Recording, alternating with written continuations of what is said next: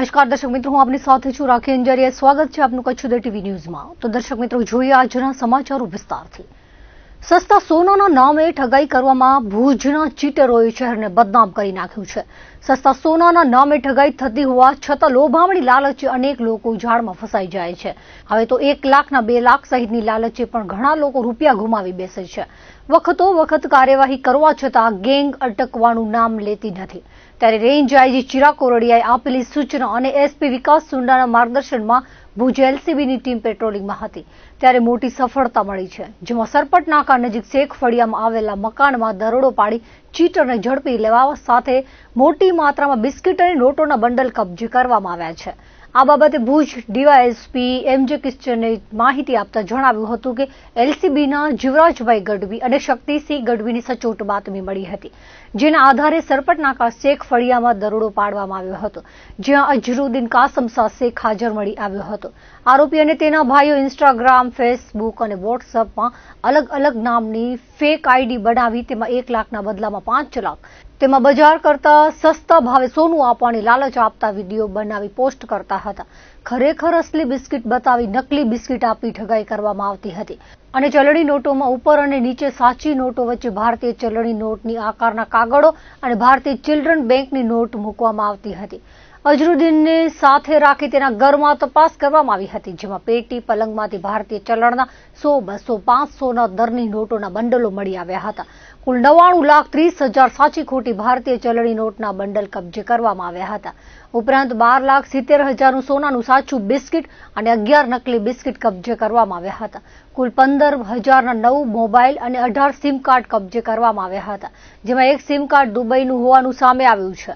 આ ઉપરાંત ઘરમાંથી વિનુભાઈ નામનું આધાર કાર્ડ, ચૂંટણી કાર્ડની નકલ, બંડલ રાખવા ઉપયોગમાં લેવાતા બોક્સ, લેધર બેગ, ભારતીય ચલણના રોકડા રૂપિયા 2,13,400 સહિત 1 કરોડનો મુદ્દામાલ કબજે કરવામાં આવ્યો છે। અઝરુદ્દીનની ધરપકડ કરવામાં આવી છે, ત્યારે તેના 2 ભાઈઓ રમજુ કાસમ શાહ શેખ, અલીસા કાસમ શાહ શેખ, ચલણી નોટના બંડલ આપનાર અંજારનો શેખ દાડા, નકલી બિસ્કિટ આપનાર ભુજનો સુલતાન લંગા હાજર મળી આવ્યા નથી।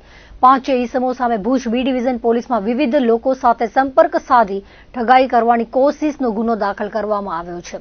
આરોપીઓ કેટલો ગુનાહિત ઇતિહાસ ધરાવે છે તે દિશામાં હાલ તપાસ કરવામાં આવી રહી છે। આગળની તપાસ એલસીબીના ઇન્ચાર્જ પીઆઈ એચઆર જેઠીએ હાથ ધરી છે। ડીવાયએસપીએ અપીલ કરતા જણાવ્યું હતું કે ઝડપાયેલ શખ્સ દ્વારા કોઈની સાથે ઠગાઈ કરવામાં આવી હોય તેઓ મુક્ત મને આવીને રજૂઆત કરી શકે છે। પોલીસ દ્વારા આવા ચીટરો સામે કડક કાર્યવાહી કરવામાં આવશે।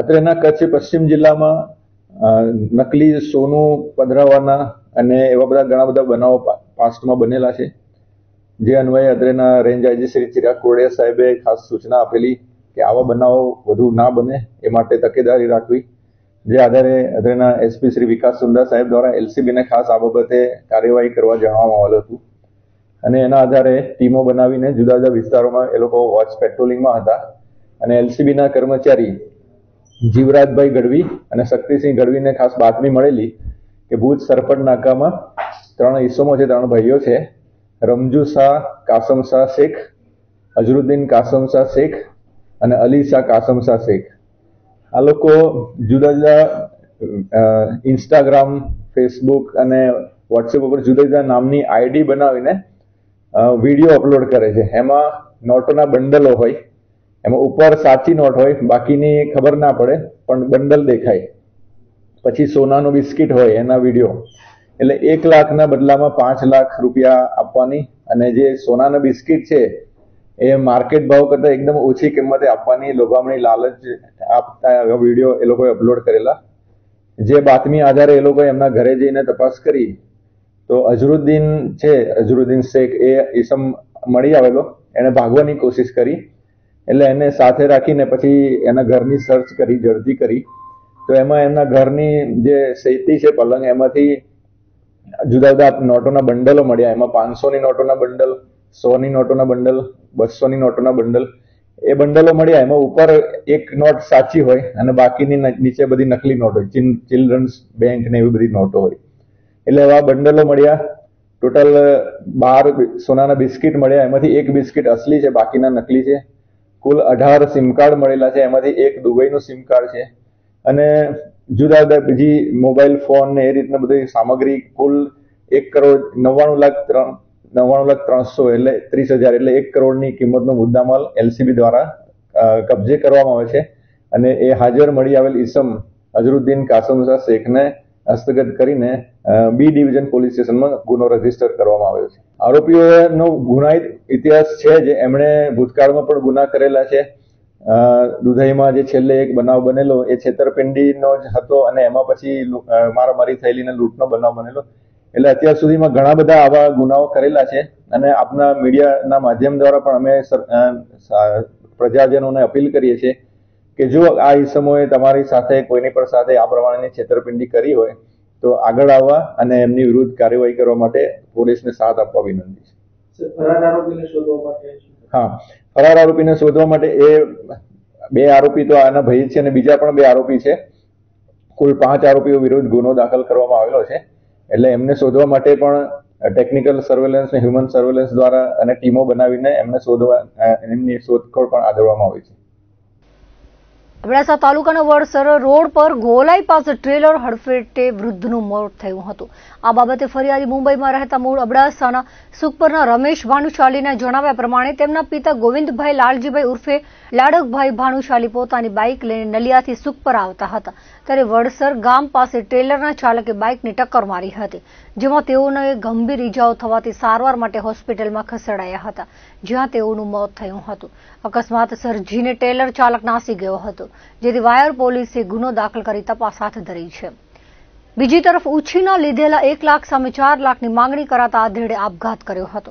મળતી વિગતો મુજબ નખત્રાણા તાલુકાના કોટડા જડોદરમાં રહેતા શિવજી બુચિયાએ ફરિયાદ નોંધાવી હતી, જે પ્રમાણે તેમના પિતા દેવજી બુચિયાએ હોસ્પિટલના ખર્ચા માટે આરોપી ખેંગારપરના માવજી જાદવ પાસે લાખ રૂપિયા રોકડ અને ગૂગલ પેથી લીધા હતા, જેથી બદલામાં આરોપીએ 4 લાખ રૂપિયાની માંગણી કરી હતી. પઠાણી ઉઘરાણી માટે અવારનવાર ધમકી આપવામાં આવતી હતી. ફરિયાદીના પિતા અને રૂપિયા ચૂકવી શકે તેમ ન હતા, જેથી ત્રાસના કારણે એસિડ પીને આત્મહત્યા કરી હતી, જેથી મરવા માટે મજબૂર કરનાર માવજી જાદવ અને 2 કિન્નર સામે નખત્રાણા પોલીસમાં ફરિયાદ દાખલ કરવામાં આવી હતી. લખપત તાલુકાના ફુલરા ગામે રહેતા યુવાને આપઘાત કર્યો હતો. મળતી વિગતો મુજબ 31 વર્ષીય અનવર ઇબ્રાહીમ મેમણે કોઈ અગમ્ય કારણોસર પોતાના મકાનમાં આપઘાત કરી લીધો હતો. બનાવને પગલે દયાપર હોસ્પિટલમાં મોટી સંખ્યામાં પરિવારજનો અને આગેવાનો એકત્ર થયા હતા. નારાયણ સરોવર પોલીસે અકસ્માત મોતનો ગુનો દાખલ કરી તપાસ હાથ ધરી છે. આદિપુરમાં આવેલ તોલાણી હાઉસિંગ સોસાયટીના મકાનમાં કિશોરી મૃત હાલતમાં મળી આવી હતી.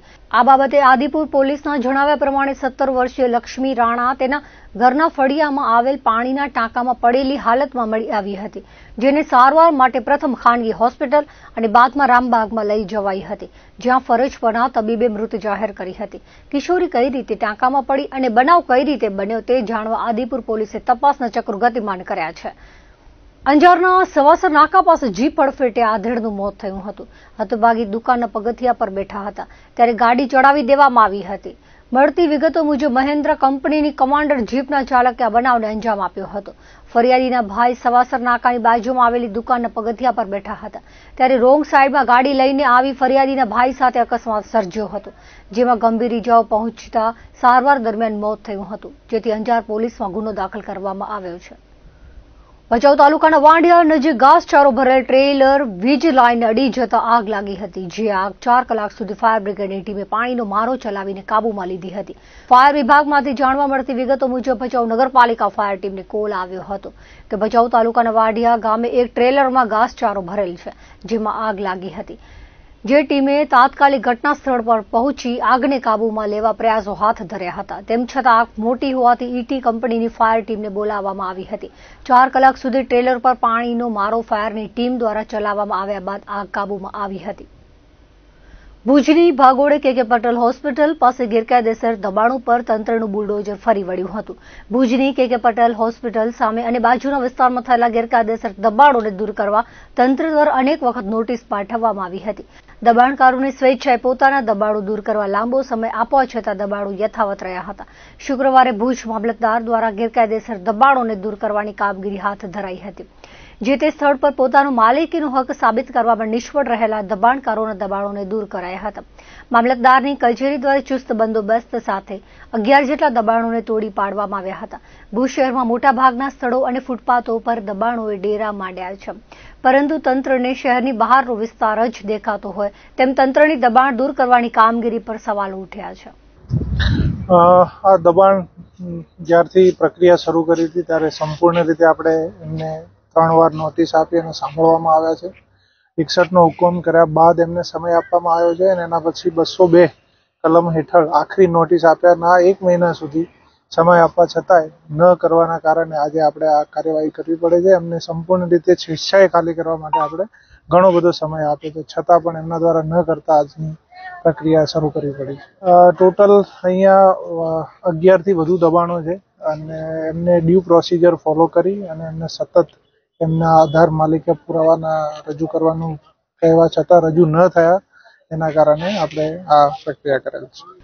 ભારત સરકાર અને ગુજરાત સરકાર દ્વારા ગ્રામ્ય વિસ્તારના લોકો માટે સ્વામિત્વ યોજના અમલી બનાવાઈ છે. કચ્છ જિલ્લાના કુલ 846 ગામોનો આ યોજનામાં સમાવેશ કરવામાં આવ્યો છે, જે પૈકી સર્વે ઓફ ઇન્ડિયા દ્વારા કુલ 719 ગામોમાં ડ્રોનથી માપણીની કામગીરી પૂર્ણ કરવામાં આવી છે અને બાકી રહેતા ગામોની હાલ સર્વે કરવાની કામગીરી ચાલુમાં છે. કચ્છ જિલ્લામાં કુલ 309 જેટલા ગામો પ્રમોલ્ગેશન થયા છે. ગ્રામ્ય લોકોને કુલ 26,612 જેટલા પ્રોપર્ટી કાર્ડનો લાભ સરકાર દ્વારા અપાયો છે.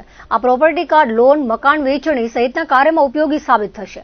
આ અંગે જિલ્લા નિરીક્ષક જમીન દફતરના HS રબારીએ જણાવ્યું હતું કે માપણી થયેલ ગામો પૈકી સ્થળ પર ગ્રાઉન્ડ ટ્રીંગ કરવાનું હોય છે. ત્યારબાદ તલાટી તેમજ સર્વેયર દ્વારા ગ્રાઉન્ડ ટ્રીંગની કામગીરી પૂર્ણ કરીને ગ્રામ્ય વિસ્તારના લોકોને નોટિસ આપવામાં આવે છે. તેમાં વાંધા અરજી હોય તો લેવામાં આવે છે. ત્યારબાદ આ ગામોનું પ્રમોલ્ગેશન કરવામાં આવે છે.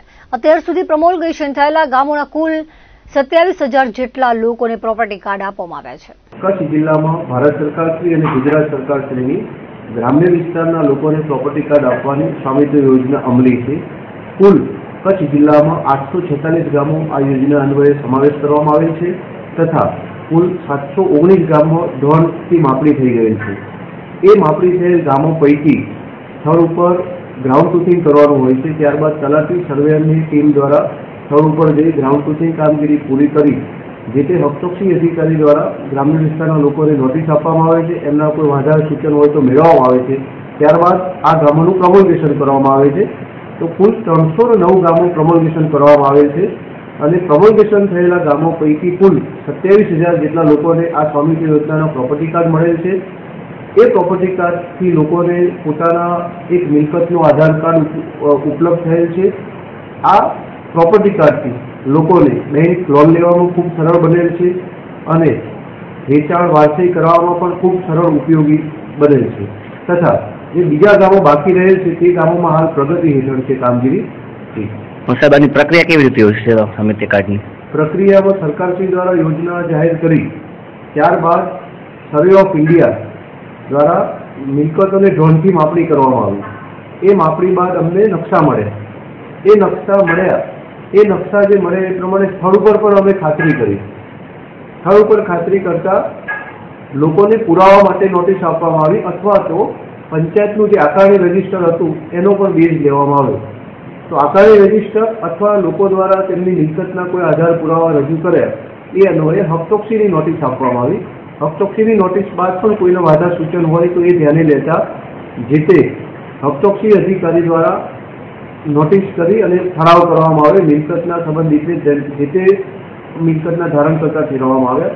ત્યારબાદ આ મિલકતનો પ્રોપર 30 દિવસનો સમય આપવામાં આવ્યો કે હજુ કોઈના વાંધા સૂચન હોય તો નહીં તો પછી 30 દિવસ પછી આ ગામનું પ્રમોલ્ગેશન જાહેર કરવામાં આવે છે. શુક્રવારે બિહાર વિધાનસભાની ચૂંટણીના પરિણામો જાહેર થયા છે.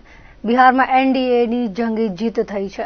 મોદી અને નીતિશ કુમારની જોડીએ નવો ઇતિહાસ રચી 200થી વધુ બેઠકો પર જીત મેળવી છે.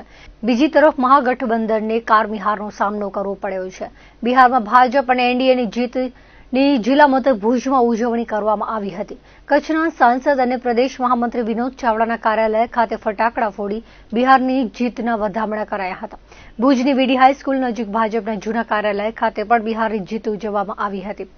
જિલ્લા ભાજપના હોદ્દેદારો અને કાર્યકર્તાઓએ ફટાકડા ફોડી અને મીઠાઈઓ વહેંચી બિહારમાં પાર્ટીની જીતને વધાવી હતી.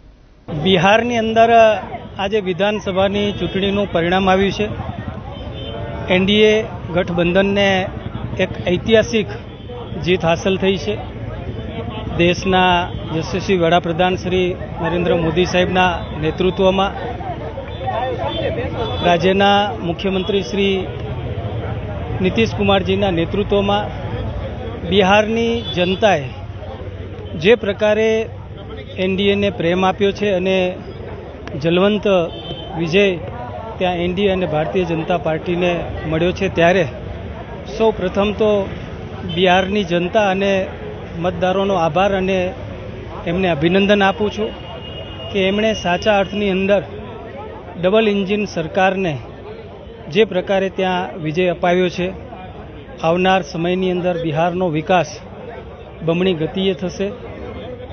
આજે કચ્છ મધ્યે પણ ભારતીય જનતા પાર્ટી દ્વારા વિજય ઉત્સવ અને વિજયના વધામણા કરવામાં આવ્યા હતા. ધારાસભ્યના કાર્યાલય, સંસદ સભ્યના કાર્યાલય, અને આપ જોઈ રહ્યા છો કે મોટી સંખ્યામાં કચ્છની અંદર કચ્છ જિલ્લા ભાજપ કાર્યાલય આજે અમારા સૌ કાર્યકર્તાઓ મળ્યા છે. અમારા પ્રમુખ શ્રી દેવજીભાઈ વરચંદના નેતૃત્વમાં, આદરણીય શ્રી મહામંત્રી શ્રી નરેન્દ્રભાઈ, શહેર પ્રમુખ શ્રી મિતભાઈ, સૌ લોકોની ઉપસ્થિતિની અંદર આજે અહીંયા વિજયની ઉજવણી કરવામાં આવી હતી.